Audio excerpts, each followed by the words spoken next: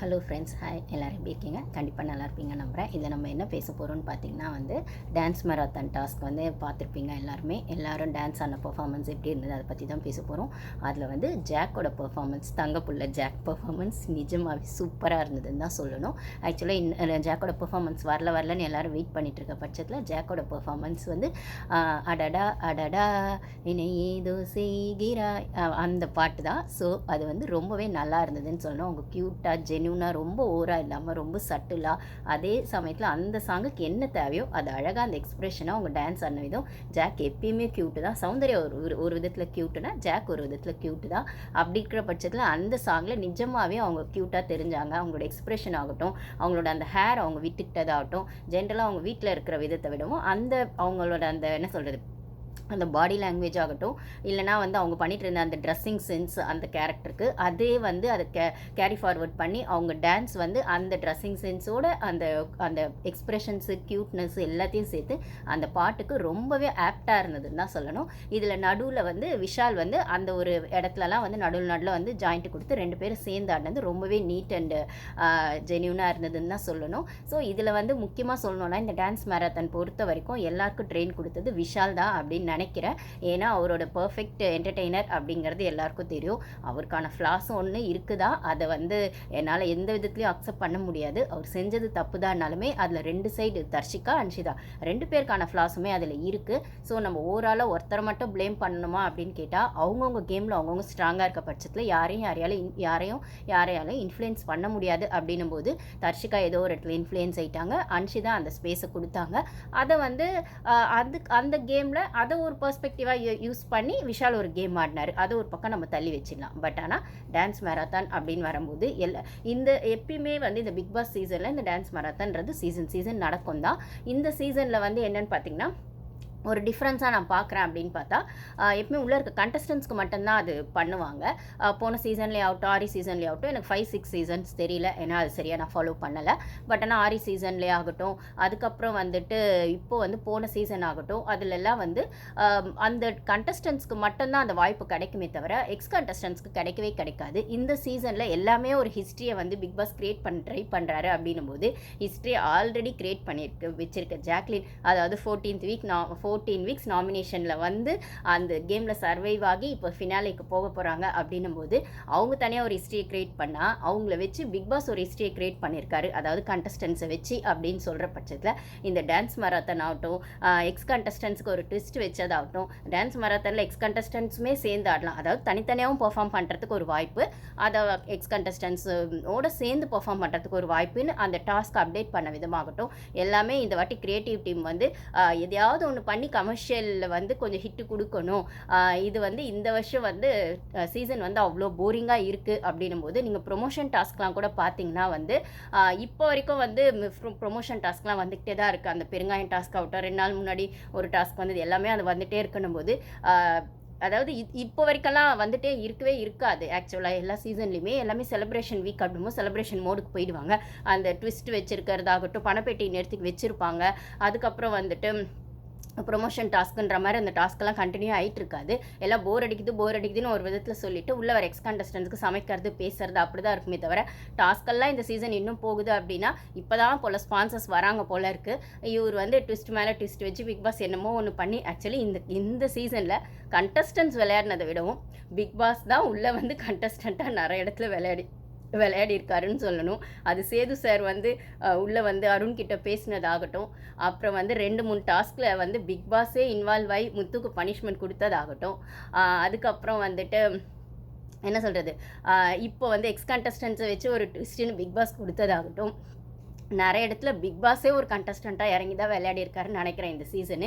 ஏன்னா அந்தளவுக்கு உள்ள கண்டஸ்டன்ஸ் எதுவும் பண்ணாமல் இது போராக தான் போயிட்டுருக்குன்றதுக்கு வேறு வழியே இல்லாமல் என்ன பண்ணுறது, நான் தானே இதுக்கு லீடர்ஷிப்பு, நான் தானே இதுக்கு பொறுப்பு, அப்போ நான் தானே எதையாச்சும் பண்ணணும் அப்படிங்கிற மாதிரி தான் பிக் பாஸ் பண்ணுற மாதிரி இருக்குது. அப்படி ஒரு வகையில் இந்த டான்ஸ் மராத்தானை 2 பேரும் சேர்ந்து ஆடலாம், எக்ஸ் கண்டஸ்டன்ஸும் உள்ளே இருக்க கண்டஸ்டன்ஸும் சேர்ந்து ஆடணும் போது நம்மளுக்கு 2 விதமான டான்ஸ் பர்ஃபார்மன்ஸ் பார்க்க முடிஞ்சுது. ஸோ என்டர்டெயின்மெண்ட் கொஞ்சம் ஜாஸ்தி தான் இருந்ததுன்னு சொல்லலாம். ஆனால் கண்டஸ்டன்ஸ் என்டர்டெயின் பண்ணாங்களான்னு கேட்டால் ஒரு சிலர் தான் பண்ணாங்க. இப்போ ஜாக் பண்ணாங்க, சௌந்தர்யா நல்லா பண்ணாங்க, அதுக்கப்புறம் ரயானா ஓரளவுக்கு பண்ணார். டான்ஸ் ஆடவே தெரியாதுன்னு சொன்ன முத்து ஓரளவுக்கு ஆடினாருன்னு சொல்லலாம். ஆனால் அவர் ஆடினதை கூட பொறுத்துக்கலாம். எனக்கு அவர் விஜேஎஸ் வாய்ஸில் பேசுறது தான் வந்து என்ன சொல்கிறது, ரொம்பவே கொஞ்சம் ஒரு என்ன சொல்கிறது, அந்தளவு அக்செப்ட் பண்ண முடியல. முத்து அவரோட வாய்ஸில் பேசினாலே அது எந்த அளவுக்கு எப்படி வந்து இருக்கும்னு நம்மளுக்கு தெரியும். அப்படின்னும் போது சேது சார் வாய்ஸில் விஷால் பேசும்போது அது கொஞ்சம் இன்ட்ரெஸ்டிங்காக இருக்குது. இவர் பேசுறது இன்னும் கொஞ்சம் போர் அடிக்கிற மாதிரி தான் இருக்கும் அப்படின்னு எனக்கு தோணுது. இது ஓகே, அது ஆனால் அவர் ட்ரை பண்ணுறாரு, அதுக்கு நம்ம ஹேட்ஸ் ஆஃப் டு முத்து சொல்லலாம். ஏன்னா ஏதோ ஒன்று ட்ரை பண்ணணும்னு பண்ணுறாரு, அது வருது ஆனால் வரலை அப்படிங்கிற மாதிரி தான் இருக்குது. இந்த டான்ஸ் மராத்தான் அப்படின்னும் போது இங்கே வந்து முத்துக்குமே பெருசாக டான்ஸ் ஆட தெரியாதுன்னு நம்ம எல்லாருக்குமே தெரியும். நீங்கள் வேக்கப் சாங்லலாம் பார்த்தீங்கன்னா எல்லா டெய்லியுமே சரி, இல்லை எப்பெல்லாம் போடுறாங்களோ நம்மளுக்கு காமிக்கிறாங்களோ அப்போல்லாம் சரி, விஷால் கிட்டேயோ இல்லை அருண் கிட்டேயோ இல்லை ஆர்னவலோ ஒரு லுக் ஆடுவார். அப்புறம் கேர்ள்ஸ் எல்லாருமே நல்லா ஆடுவாங்க. சௌந்தர்யாலேருந்து, பவித்ராலேருந்து, ஜாக்லேருந்து, சுனிதாலேருந்து எல்லாருமே ஓரளவுக்கு ஆடுவாங்க. அப்படிங்கிற பட்சத்தில் அவங்களோட ஸ்டெப்ஸை பார்த்து ஒன்று ஆடுவார். இல்லைனா பாய்ஸ் டீம் கூட, அப்போ பாய்ஸ் டீம் கேர்ள்ஸ் டீமாக இருக்கும்போது பாய்ஸ் டீம் கூட உட்காந்து அந்த ரூம்லேயே வந்து எப்படி ஆடுறதுன்னு ஓரளவுக்கு வந்து காமன் ஸ்டெப்ஸு சொல்லி கொடுத்துருவாங்க. அங்கே உள்ளே வரும்போதே வந்து இது வந்து எல்லா சீசன்லேயுமே நடக்கும். போன சீசனில் இப்போ விஷால் எப்படி எல்லா கண்டஸ்டன்ஸ்க்குமே டான்ஸ் வந்து இப்போ வந்து ஓரளவுக்கு எல்லாருக்குமே டான்ஸ் தெரியும். கேர்ள்ஸ் டீமில் இல்லை பாய்ஸ் டீமில் ஒரு சிலருக்கு தெரியும்னாலுமே அதை இன்னும் கொஞ்சம் பூஸ்டப் பண்ணுற மாதிரி இந்த ஸ்டெப்ஸ் இந்த பாட்டுக்கு இப்படி போடலாம், இது இப்படி ஆட் பண்ணால் நல்லாயிருக்கும் அப்படின்னும் போது நீங்கள் பார்த்தீங்கன்னா எல்லா டான்ஸ்லையுமே வந்து அவங்க ஸ்டேஜில் ஆடுறவங்கள விடவும் ஆப்போசிட்லேருந்து மற்ற கண்டஸ்டன்ஸும் கொஞ்சம் கைட் பண்ணுவாங்க. சப்போஸ் ஸ்டேஜில் ஆடுறவங்க கொஞ்சம் தடுமாறினா கூட இங்கே கண்டஸ்டன்ஸ் போய் அதை மேட்ச் பண்ணுவாங்க. இது எல்லா சீசன்லையுமே நடக்கும். அது ஒரு கோஆர்டினேஷனையும் ஒரு கைடன்ஸையும் ஒரு மாரல் சப்போர்ட்டையும் அவங்களுக்கு கொடுக்குற விதத்தில் அது அமையும். இது எல்லா சீசன்லேயும் நடக்கும். போன சீசன்லேயுமே விஷ்ணுக்கெலாம் பெருசாக ஆட தெரியாது அப்படின்னும் போது பூர்ணிமாலாம் போய் அந்த சப்போர்ட்டை கொடுத்ததை நம்மளால் பார்க்க முடியும். அங்கே மணி வந்து ரொம்பவே எஃபோர்ட் போட்டிருப்பார் அந்த டான்ஸ் சொல்லி கொடுக்கறதுல. விஷ்ணுக்கு அதெல்லாம் ஃபன்னாக இருக்கும். ரெஸ்ட் ரூமில் அங்கே வந்து இந்த ஸ்டெப்பு இப்படி போடுறா அப்படி போடுறான்னு விஷ்ணுக்கு சொல்லி கொடுத்ததெல்லாம் வந்து நம்மளுக்கு வந்து அந்த க்யூட் மூமெண்ட்ஸ்லாம் மறக்கவே முடியாது. இங்கேயுமே முத்துக்கு அந்தளவுக்கு டான்ஸ் வராது அப்படிங்கிற பட்சத்தில் அவர் வந்து தீபக் கிட்டேயும் யார்கிட்ட ரவி சார் கிட்ட கூட புலம்புவார், இன்னும் நான் டான்ஸை ரெடி பண்ணல, யாருமே சொல்லிக் கொடுக்க மாட்டாங்கண்ணே அப்படிங்கிற மாதிரி சொல்வார். அதெல்லாம் சும்மா எல்லாருமே சொல்லிக் கொடுத்தாங்க. ஜாக்லினுமே வந்து உள்ளே வந்து உனக்கு என்ன இப்போ இந்த பாட்டோட லிரிக்ஸ் வேணுமா, இந்த ஸ்டெப்புக்கு இப்படி வேணுமான்னு ஒரு இடத்துல லைவில் சொல்கிறாங்க. அதுக்கப்புறம் இன்றைக்கி இவர் ஆடும்போதுமே விஷாலுமே வந்து இது இப்படி பண்ணோம் அப்படி பண்ணணும் ஆப்போசிட்லேருந்து எல்லாருமே விஷால் கைட் பண்ணார். ஆக்சுவலி முத்துவோட பிஆர்னு சொல்கிற ஒரு டீமோ முத்துவோட முட்டு கொடுக்குற ஃபேன்ஸுமே பார்த்தீங்கன்னா முத்து ஆடும்போது யாரெல்லாம் கூட சேர்ந்து ஆடினாங்க, முத்து கூட ஆடினா கிரெடிட் வரும்ன்ற மாதிரி ஆடினாங்கன்ற மாதிரி எல்லாம் வந்து ட்ரெண்ட் பண்ணிட்டு இருக்காங்க. அப்படி கிடையவே கிடையாது. ஆக்சுவலி ஜாக்லினுக்கு வந்து விஷால் வந்து அந்த இடத்துல வந்து சப்போர்ட் கொடுத்து ஆடினது வந்து அந்த சாங்குக்கு அது மேட்ச் ஆகும், அதனால் பண்ணார். இன்ஃபேக்ட் அவர் பின்னாடி இருந்து சொன்னதை கூட நம்மளால் பார்க்க முடியும். ஜாக்லின் வந்து அந்த சாங்கோட லிரிக்ஸ் வந்து ஒரு இடத்துல டவுன் ஆகி, அதாவது அவங்க கனவு மாதிரி யோசிச்சுட்டு இது பண்ணுற மாதிரி இருக்கும். அப்போ தலையில் தட்டுன்னு பின்னாடி இருந்து விஷால் வாய்ஸ் கேட்கும். அதுக்கப்புறம் தான் அவங்க தலையில் இப்படி சும்மா லைட்டாக கொஞ்சம் தட்டி விட்டுட்டு மறுபடியும் வந்து பேக் டு ஃபார்ம் அந்த ஃபாஸ்ட் பீட்டுக்கு வருவாங்க. ஸோ அதெல்லாம் அந்த க்யூட் மூமெண்ட்ஸ்லேருந்து எல்லாமே வந்து விஷால் வந்து பின்னாடி இருந்து எல்லாருக்குமே கைட் பண்ணியிருக்காரு. அவர் முத்து ஆடும்போது மட்டும் கைட் பண்ணல, ஜாக்லின் ஆடும்போது மட்டும் கைட் பண்ணல, இல்லைனா அருண் ஆடும்போது மட்டும் கைட் பண்ணல, எல்லாருக்குமே கைட் பண்ணார். அப்படிங்கிற பட்சத்தில் விஷால் வந்து இந்த இடத்துல ஹேட்ஸ் ஆஃப் டு விஷால்னு தான் சொல்லணும். அவரை வந்து மேபி இந்த டான்ஸ் மராத்தான் டாஸ்க்குக்காக மட்டும் உள்ளே கூட இவ்வளோ நாளாக தள்ளிட்டு வந்திருக்கலாம். நம்மளாம் அவர் எப்பயோ வெளில போயிருக்கலாம்னா பிக் பாஸ்க்கு தெரியும். இப்போ இந்த டாஸ்க் பண்ணணும் போது உள்ளே நிறைய பேருக்கு டான்ஸ் தெரியாது. இல்லை டான்ஸ் தெரிஞ்ச ஒருத்தர் உள்ளே இருந்தால் அது வந்து அந்த டாஸ்க்கை நல்லபடியாக கொண்டு போகிறதுக்கும் இன்ட்ரெஸ்டிங்காக கொண்டு போகிறதுக்கும் யூஸ் ஆகும். அப்படின்னும் போது போன சீசனில் ஏன்னா மணி வந்து டான்ஸ் மாஸ்டர் போன சீசனில். அப்படி இருக்கிற பட்சத்தில் வந்து ஒரு சீசனில் சாண்டி மாஸ்டர் இருந்தார் சீசன் 4. அப்படி இருக்கும்போது போன சீசனில் மணிக்கு வந்து பிக் பாஸே வந்து அப்ரிஷியேட் கூட கொடுத்துருப்பாரு. டான்ஸ் எல்லாருமே நல்லா ஆடினாங்க. அப்படி எல்லாருமே வந்து ஆட வச்சு அவங்களுக்கு ட்ரைனிங் கொடுத்து மணிக்கு வந்து ஒரு அப்ளாஸ் அப்படிங்கிற மாதிரி அப்ரிஷியேட் பண்ணியிருப்பார் மணி. இந்த சீசனில் விஷாலும் அந்த ஒரு ரெஸ்பான்சிபிலிட்டியை ரொம்பவே நல்லா பண்ணார் தான் சொல்லணும். இதில் முத்துக்கு ஆடும்போது மட்டும் எல்லாரும் கூட சேர்ந்து ஆடினாங்க, கேர்ள்ஸ்லாம் போய் ஆடினாங்க.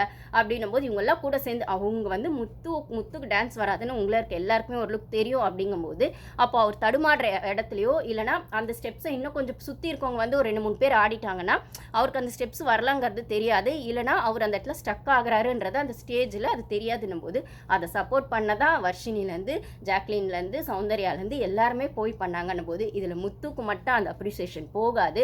அதை அது அங்கே வந்து அவருக்கு சப்போர்ட் பண்ண கேர்ள்ஸ் டீம் ஆகட்டும், இல்லைனா வந்து வெளிலேருந்து அந்த கைடன்ஸை விஷாலும் முத்து எப்பயுமே முட்டிக்கிட்டே இருப்பாங்க அப்படின்னாலுமே விஷால் அதை கொடுத்ததாகட்டும், அவர் அருணுக்கு மட்டும் சொல்லிக் கொடுக்கலையே, அவர் பிடிச்ச கண்டஸ்டன்ட்டுக்கு மட்டும் எல்லாருக்கும் ஈக்குவலாக தானே சொல்லிக் கொடுத்தாரு. அந்த இடத்துல ஹேட்ஸ் ஆஃப் டு விஷால். அப்படின்னா இங்கேயுமே முத்துவுக்கு வந்து சொம்பு தூக்கணும்னு நினைக்கிற ஃபேன்ஸ் வந்து முத்து மட்டும் ப்ளஸில் வச்சுக்கிட்டு மற்றவங்கெல்லாம் வந்து போய் அவருக்கு சப்போர்ட் கொடுத்தவங்களே மட்டம் தட்டி பேசுறது அப்படிங்கிறது எந்த விதத்தில் நியாயம்னு எனக்கு தெரியல.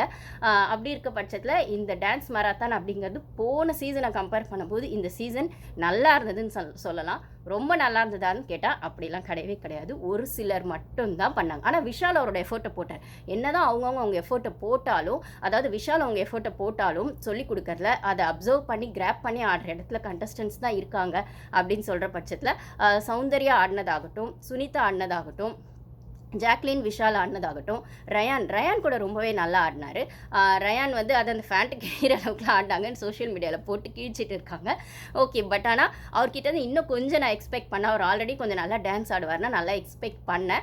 பட் ஆனால் அது கொஞ்சம் என்ன சொல்கிறது கம்மியாச்சுன்னு தான் சொல்லணும். பட் ஆனால் அந்த இடத்துல மேட்ச் பண்ண தர்ஷா ஒரு லுக் ஆடினாங்க. தர்ஷாவும் இன்னும் கொஞ்சம் ஆடி இருக்கலாம். பட் ஆனால் அந்த மன்மதன் சாங் அப்படின்னு வரும்போது முத்துக்கு வந்தது கொஞ்சம் ஸ்லோ, அந்த ஃபார்மில் வர சாங் அப்படின்னும் போது அவர் ஏதோ டான்ஸ் ஸ்டெப்ஸ்ன்னு ஏதோ ஒன்று ட்ரை பண்ணி ஒரு ஃபார்மில் கொண்டு வந்து கம்ப்ளீட் பண்ணிட்டாரு. ரயான் வந்து இன்னுமே நல்லா ஆடி இருக்கலாம் அப்படிங்கிற இடத்துல அவருக்கான song fast beat song, Simbu சாரோட சாங் அப்படின்னும் போது அங்கே நல்லா ஆடுறவங்களுக்கே அது டஃப் கொடுக்கும் அந்த சாங்குன்னா. இவருக்கு அந்த ஃபேண்ட்டும் வேற கிழிஞ்சிட்டு அந்த ஒரு இதில் வந்து அது கொஞ்சம் டவுன் ஆனாரோன்னு இருந்தது. அந்த இடத்துலையும் கேர்ள்ஸ் போய் எல்லாருமே நல்லாவே சப்போர்ட் பண்ணாங்க அப்படின்னும் போது இந்த இடத்துல பெர்ஃபார்ம் பண்ணவங்களை விடவும் பெர்ஃபார்ம் பண்ணவங்களுக்கு அந்த ஒரு கைடன்ஸை கொடுத்த விஷாலுக்கும் சரி, அந்த நடுவில் அவங்க ஸ்டக்காகி ஸ்டேஜில் நிற்கும் போது இல்லை அவங்க ஸ்டக் ஆகுறாங்கன்னு தெரியும் போதே அந்த ஸ்டேஜுக்கு ஓடி போய் அவங்களுக்கு சப்போர்ட் பண்ண கேர்ள்ஸ்க்காகட்டும் ஹேட்ஸ் ஆஃப் டு கேர்ள்ஸ் அப்படின்னு தான் நம்ம சொல்லணும். அப்புறம் பவித்ராவோட அந்த ஒரு தனியாக அந்த சோலோ பர்ஃபார்மன்ஸ் நல்லா இருந்தது அப்படின்னு சொல்கிற பட்சத்தில் இதில் எனக்கு ரொம்ப பிடிச்சது அப்படின்னு பார்த்தா ஜாக்லின் விஷால் ரொம்பவே நல்லா இருந்ததுன்னு சொல்லணும். சௌந்தர்யாவோடதும் வந்து இதுக்கு ஒரு வகையிலையும் கம்மி இல்லை, சௌந்தர்யாவும் நல்லா இருந்ததுன்னு சொல்லணும். ஆனால் இது ஓவராலாக எல்லாரையும் ஆட வச்ச விஷாலுக்கு தான் பெரிய தேங்க்ஸ் அப்படின்னு சொல்லணும். Thank you guys. உங்களுக்கு எப்படி இருந்ததுன்னு நீங்கள் கமெண்ட்ஸில் ஷேர் பண்ணுங்கள். தேங்க்யூ.